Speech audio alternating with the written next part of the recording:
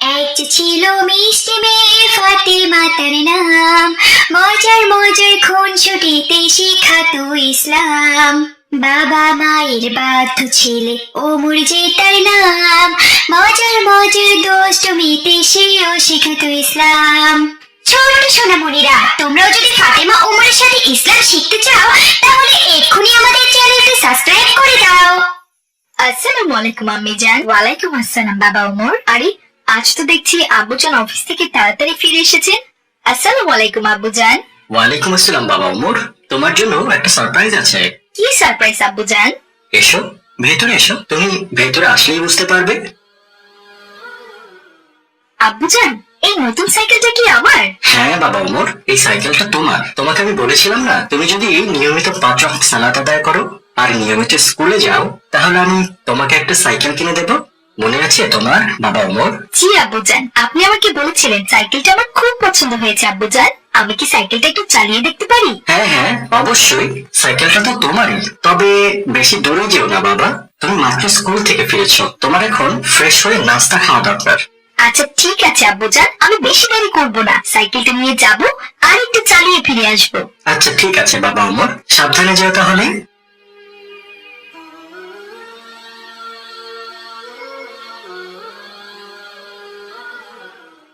আরে ভাই ওমর, তুমি না এইমাত্র স্কুল থেকে বাড়িতে গেলে, আর এই সাইকেলটা তুমি কোথায় পেলে? তোমার তো কোনো সাইকেল ছিল না। ভাই মাহাদি, আজকেই আমার আব্বুজান এই সাইকেলটা আমার জন্য কিনে এনেছেন। তাই নাকি ভাই ওমর? এই তো খুবই খুশির সংবাদ। তা কি উপলক্ষে সাইকেলটা কিনে দিলেন তোমার বাবা?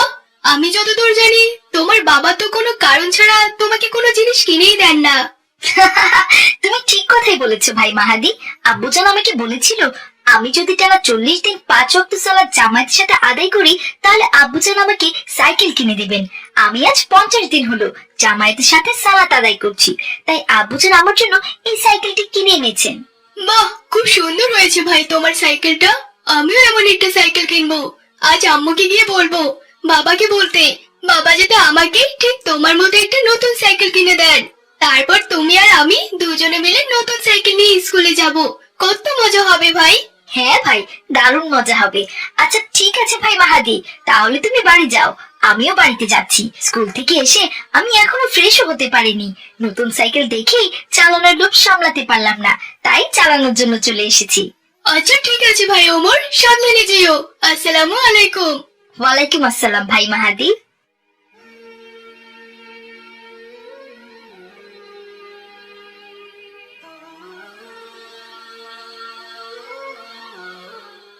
আসসালামু আলাইকুম আম্মু। ওয়ালাইকুম আসসালাম বাবা মাহাদি, তুমি এসেছো?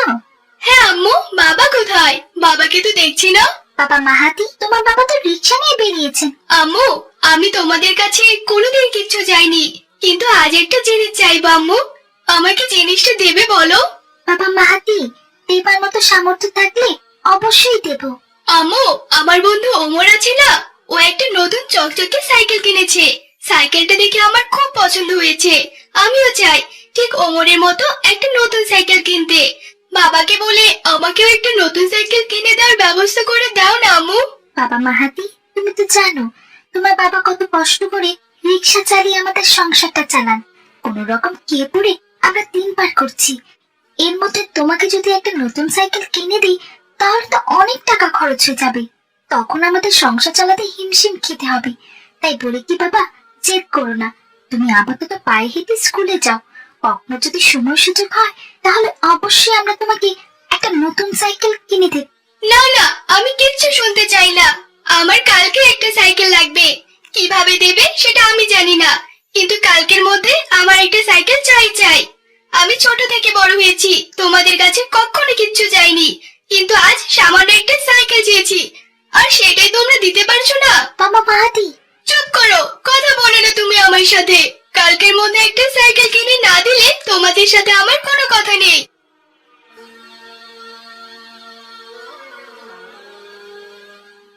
আসসালামু আলাইকুম। ওয়ালাইকুম আসসালাম। আমার ছেলে মাহাদি কোথায় রেহেনা? আর বলবেন না, আপনার ছেলে মাহাদি জেদ পড়েছে, ও নাকি কালকের মধ্যে একটা নতুন সাইকেল লাগবে। আরে বলো কি, নতুন সাইকেল? নতুন সাইকেলের তো অনেক দাম, পুরো 7 থেকে 10 হাজার টাকা লাগবে। এত টাকা আমি কোথায় পাবো? আমিও সেই কথাই বলছিলাম, কিন্তু ছেলেটা না খেয়ে মন খারাপ করে ঘরের মধ্যে বসে আছে। যান গিয়ে দেখুন আপনার ছেলেকে আপনি বোঝাতে পারেন কিনা।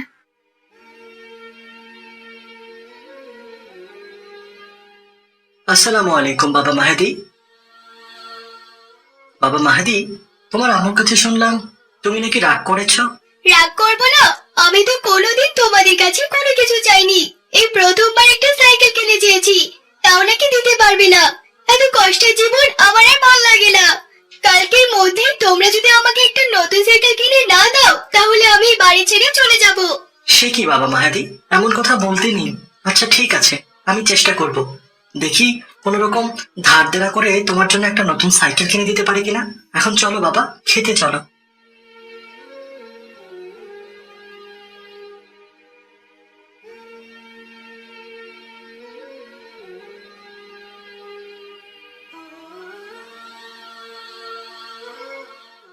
বাবা মনে আছে তো, আজ কিন্তু আমাকে একটা সাইকেল কিনে দেওয়ার কথা। সন্ধ্যাবেলা আসার সময় সাইকেল কিন্তু অবশ্যই নিয়ে আসবে।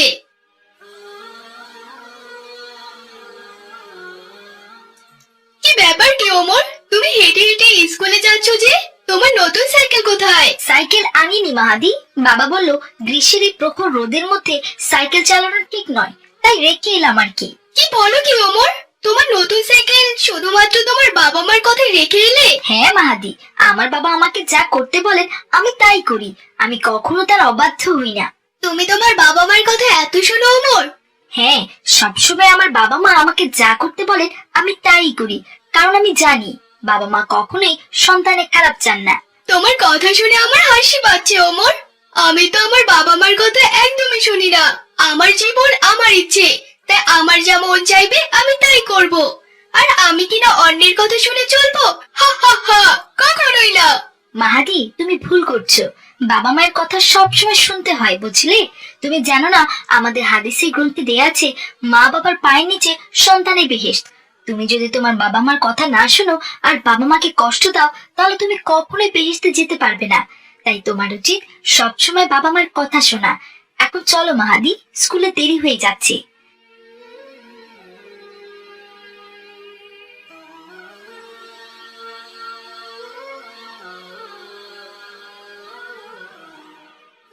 বাবা, তোমার না আজ আমার জন্য একটা নতুন সাইকেল কিনে আনার কথা ছিল, কিন্তু তুমি তো দেখছি খালি হাতে ফিরে এসেছো। আমার সাইকেল কোথায়? বাবা মাহাদি, আমি তোমাকে কথা দিয়েছিলাম আজ আমি একটা নতুন সাইকেল কিনে দেব। এই জন্য আমি আমার একটা বন্ধুর কাছে গিয়েছিলাম টাকা ধার চাইতে, কিন্তু তিনি আমাকে নানান ধরনের অপমানজনক কথা বলে আমার বন্ধু আমাকে তাড়িয়ে দিয়েছেন। তাই তোমার জন্য সাইকেলটি আনতে পারিনি বাবা, তবে আমি অনেক চেষ্টা করেছি। তবে বাবা, একদিন আমি তোমাকে ঠিক নতুন সাইকেল কিনে দেব। আমি কোনো কথা শুনতে চাই না বাবা। তোমার সাইকেল কিনে আনার কথা ছিল, তুমি সাইকেল আনুনি, তাই আমি আমার কথা রাখবো। আমি এক্ষুনি বাড়ি ছেড়ে চলে যাব।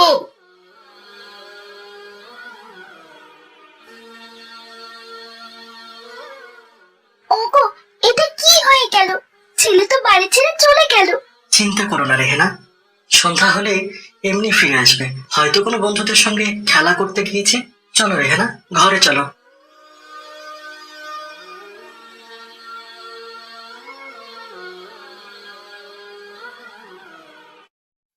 হ্যাঁ গো, আপনি না বললেন সন্ধ্যা হলে আমাদের ছেলে বাড়িতে ফিরে আসবে, কিন্তু ও তো এখন এলো না। যদি রাগ করে ও বাড়িতে না ফিরে, তখন কি হবে আমাদের? চলেন না একটু আশপাশটা আমরা ভালো করে ওকে খুঁজে দেখি, কোথায় গেল ছেলেটা।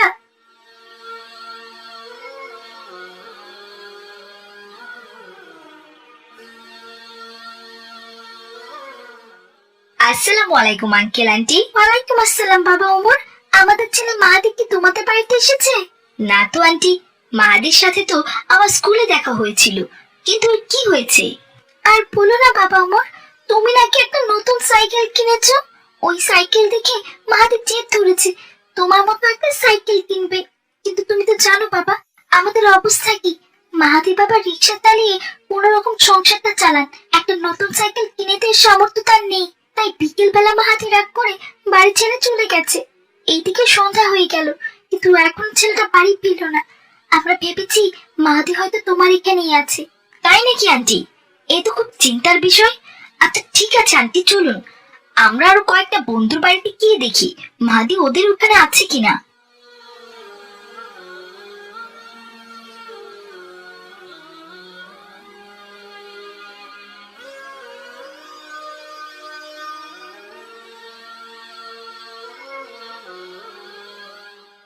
আন্টি, ওটা তো মনে হয় মাহাদি মনে হচ্ছে। আরে না না, ওটা আমার মাহাদি কিছুতেই হতে পারে না। ও তো একটা মরা লাশ, মনে হচ্ছে অ্যাক্সিডেন্ট করেছে। আন্টি, আমার তো মনে হচ্ছে ওইটাই মাহাদি। চলুন না কাছে গিয়ে একবার দেখি।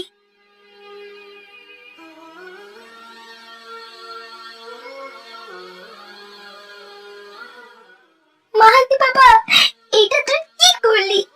আমাদের উপর রাগ করে এইভাবে চলে গেলি? ফিরে আয় বাবা, ফিরে আয়, আমরা যে তোকে ছাড়া বাঁচবো না। বাবা, এটা তুই কি করলি? আমি তোকে তো কথা দিয়েছিলাম তোকে নতুন সাইকেল কিনে দিব, তাহলে কেন আমাদের উপর রাগ করে এভাবে চলে গেলি বাবা? তোকে ছাড়া কি করে বাঁচবো? তোকে ছাড়া কি করে বাঁচবো?